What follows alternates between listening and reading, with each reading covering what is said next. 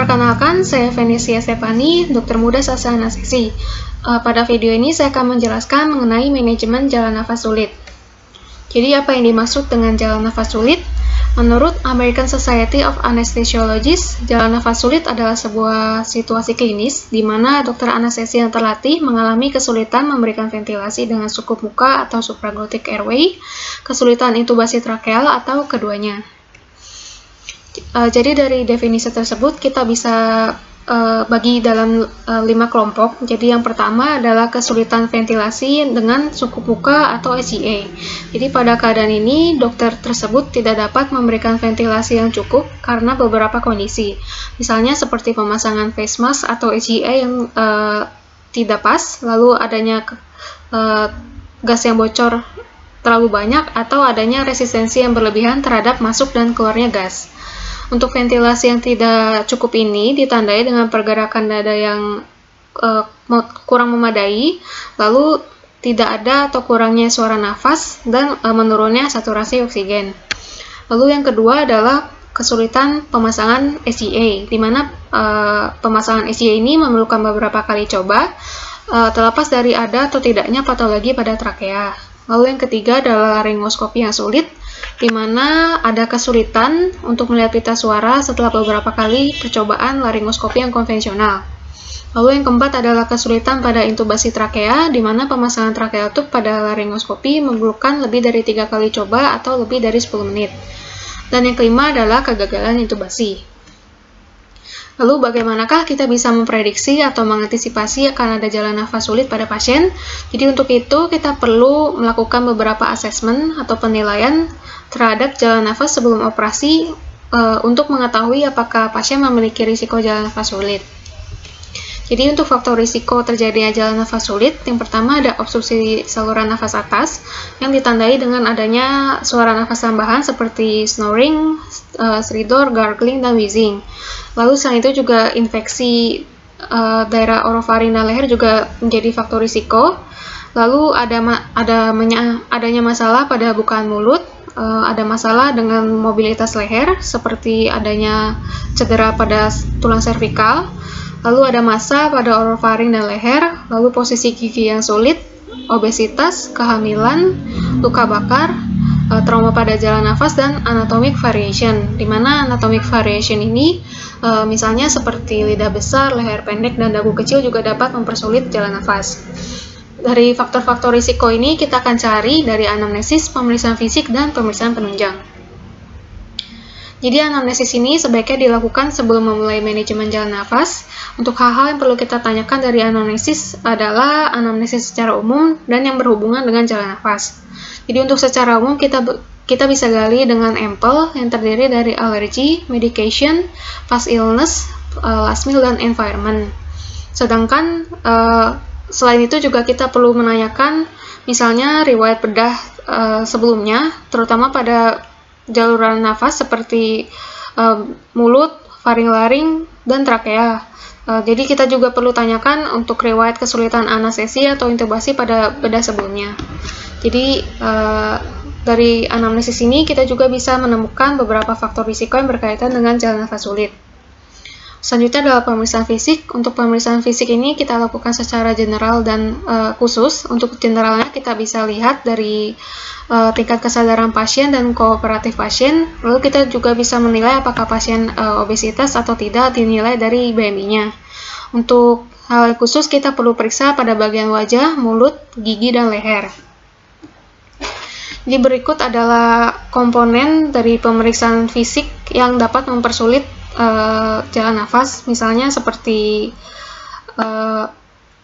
gigi taring bagian atas yang terlalu panjang atau leher yang terlalu pendek, dan leher yang terlalu tebal juga dapat mempersulit jalan nafas.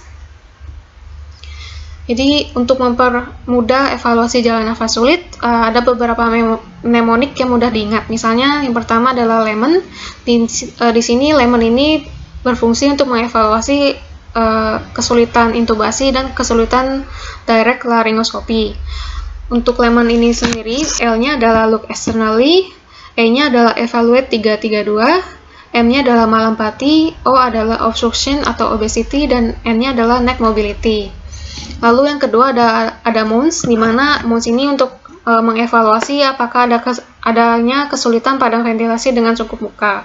M-nya adalah muscle, lalu O-nya adalah obstruction atau obesity, A-nya adalah age atau usia tua, N-nya adalah noted, dan yang S adalah stiffness, di mana stiffness ini dapat meningkatkan ventilatory pressure, misalnya seperti pada pasien asma, COPD, dan pada pasien dengan kehamilan. Lalu yang ketiga adalah SMART, di mana SMART ini untuk mengevaluasi kesulitan krikotirotomi, di mana S-nya adalah surgery, M-nya adalah mass, untuk A-nya adalah access dan anatomi, R-nya adalah radiation, dan T-nya adalah tumor. Untuk CROSS ini untuk mengevaluasi kesulitan untuk pemasangan extraglottic device atau ECA, di mana R-nya adalah restricted mouth opening, O-nya adalah obstruction atau obesity, D-nya adalah distorted airway, dan S-nya adalah stiff yang sama seperti pada MOUNS. Berikut adalah komponen evaluate 332 pada Lehmann. Jadi yang pertama kita nilai adalah bukaan mulutnya, di mana yang diharapkan adalah sebesar 3 jari. Lalu kita juga bisa menghitung jarak dari ujung mentum dan tulang hyoidnya minimal sebesar 3 jari. Lalu yang ketiga adalah kita menghitung jarak tiromentalnya sebesar 2 jari. Berikut adalah komponen M dari Lehmann, yaitu Mallampati score. Jadi kita lihat ukuran lidah terhadap ruang mulut pasien. Jadi Mallampati score ini ada 4. Yang pertama kita bisa melihat seluruh daripada soft palate-nya. Untuk yang kedua kita bisa melihat visualisasi yang lengkap daripada uvula. Sedangkan yang ketiga kita hanya bisa melihat dasar dari uvula, dan yang keempat soft palate tidak terlihat sama sekali, dan yang kita bisa lihat adalah palatum durumnya.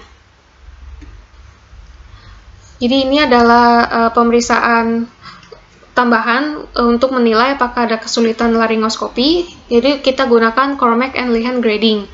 Jadi untuk grade yang pertama kita bisa melihat bukaan pita suaranya terlihat. Lalu untuk yang grade kedua kita bisa melihat jadi hanya bagian posterior glottis yang terlihat. Untuk yang ketiga kita hanya bisa melihat ujung epiglottis, dan yang keempat di mana kita tidak bisa melihat epiglottis dan hanya melihat palatum mole, dan hanya dapat melihat palatum mole. Lalu untuk pemeriksaan penunjang yang kita bisa lakukan untuk evaluasi jalan nafas sulit seperti nasal endoscopy, lateral neck X-ray, chest X-ray, dan CT maupun MRI dari leher. Jadi selanjutnya saya akan membahas mengenai manajemen airway. Jadi 3 pilar yang harus kita perhatikan dari manajemen airway adalah patensi jalan nafas, yaitu kita memastikan aliran udaranya tidak terhalang, lalu memastikan proteksi terhadap kemungkinan aspirasi, dan yang terakhir adalah memastikan ventilasi dan oksigenasi yang adekuat. Jadi untuk manajemen airway ini kita menggunakan alat-alat yang dapat membantu membebaskan dan menjaga jalan nafas. Misalnya di sini ada suction, lalu ada nasopharyngeal airway dan oropharyngeal airway, lalu ada back valve mask, ada laryngeal mask airway, lalu ada endotracheal intubation, dan ada metode invasif seperti tracheotomy dan cricothyroidectomy. Pada video ini saya akan membahas mengenai intubasi endotracheal. Intubasi endotracheal ini adalah suatu prosedur memasukkan tub plastik ke dalam trakea melalui mulut dengan bantuan laringoskop. Jadi untuk indikasi melakukan intubasi endotracheal, yang kita lakukan adalah kita menjamin adanya jalan nafas yang definitif, di mana alasan-alasan untuk menjaga jalan nafas yang definitif, misalnya pada pasien dengan penurunan kesadaran yang beresiko untuk tidak dapat menjaga potensi jalan nafas. Lalu juga kita bisa gunakan pada pasien selama prosedur general anestesi, lalu pada pasien dengan trauma luka bakar atau inhalasi pada saluran nafas, lalu sebagai antisipasi penurunan kesadaran yang berujung pada gagal nafas, misalnya seperti pada pasien cardiac arrest. Lalu misalnya selanjutnya adalah kesulitan ventilasi dengan cukup luka, dan digunakan juga pada bedah, bagian leher, dan mulut yang tidak dapat melindungi jalan nafas dari aspirasi. Sedangkan untuk kontraindikasi dari pemasangan endotracheal tube, di sini ada kontraindikasi relatif, yaitu trauma atau obstruksi daripada jalan nafas, adanya cedera servikal yang parah, dan didapatkan pada pasien skor Mallampati 3 dan 4.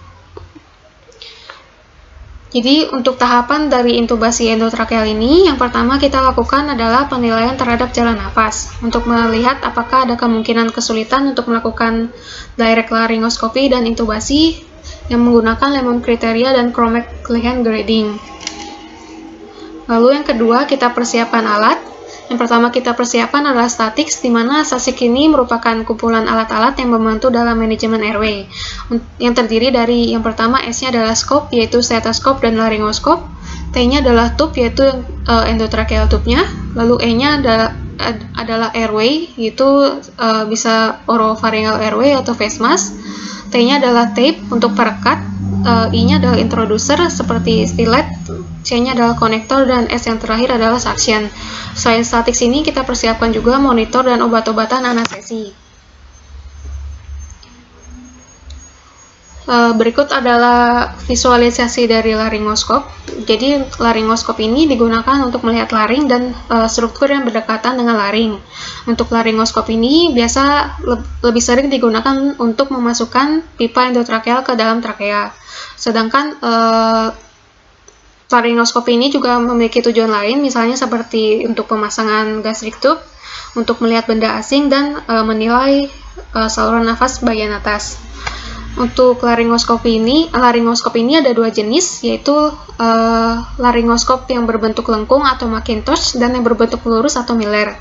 Jadi secara umum bentuk pisau yang lurus akan memberikan visualisasi laring yang lebih baik, sementara bentuk yang melengkung akan memudahkan proses intubasi.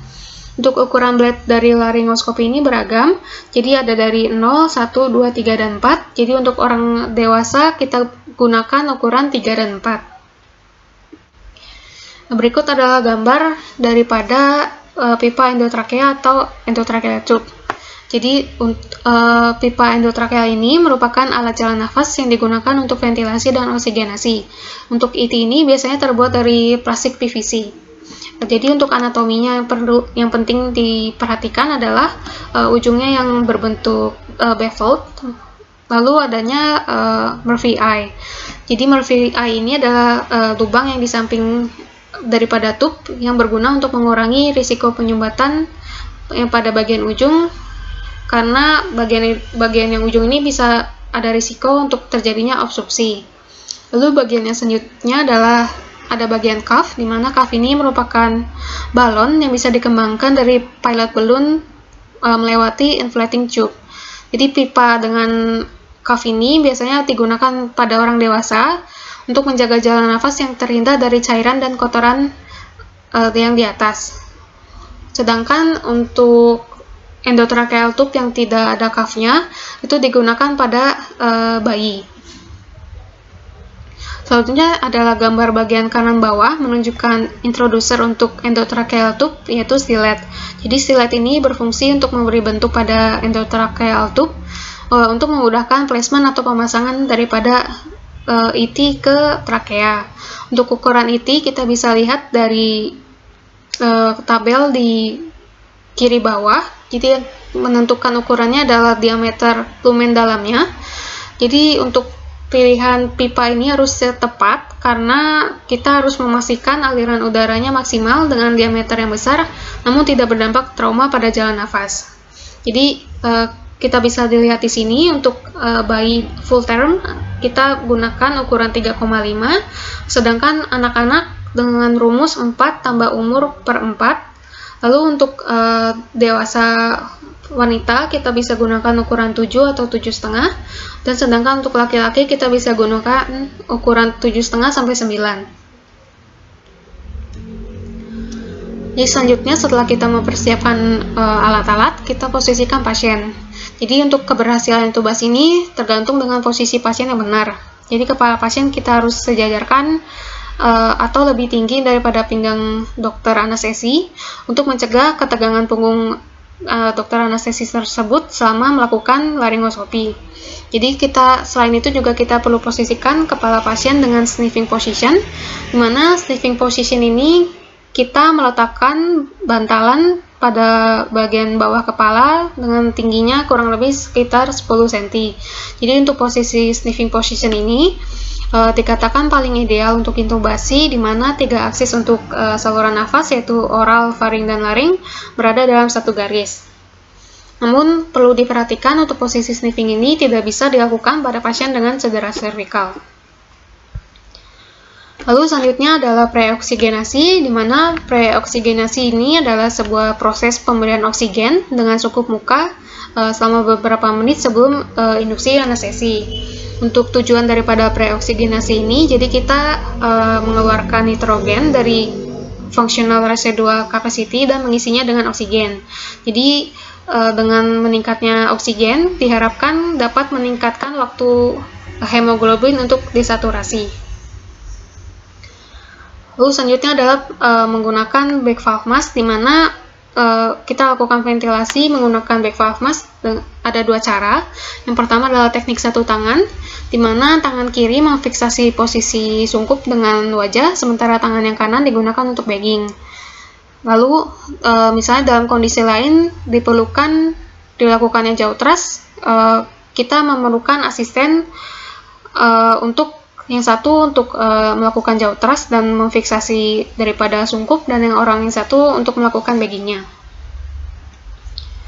Lalu selanjutnya intubasi, di mana tahapan-tahapan dari intubasi. Jadi yang pertama kita buka mulut pasien dengan cara cross finger, dan tangan kiri kita pegang laryngoskopnya. Lalu kita masukkan bilah laryngoskopnya dengan menelusuri mulut dari sebelah kanan, lalu kita sisihkan lidahnya ke sebelah kiri.